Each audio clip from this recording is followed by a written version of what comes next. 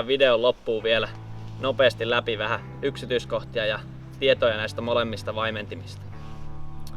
No niin, tässä meillä on ensimmäisenä Aseutran uusi Radier vaimennin, mikä on valmistettu kova-anodisoidusta alumiinista. Ja siinä vieressä sitten on SL5i-sarjan vaimennin, minkä materiaalissa on tarkkuuskomponentteja ja 300-sarjan ruostumatonta terästä. Radienissa painoa on 290 grammaa, kun verrataan sitten tähän vanhempaan SL5i-sarjan vaimentimeen, missä painoa on 335-345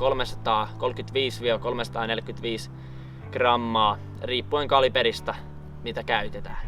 Radien vaimentimella on pituutta 210 milliä ja jatkaa sitten piippua sen 11 senttiä.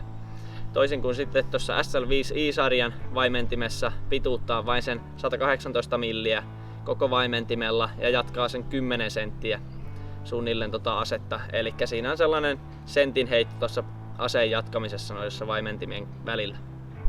Radien vaimentimen vaimennusteho on 29-31 desibeliä ja sitten tuossa SL5i:ssä se on 22-25 desibeliä.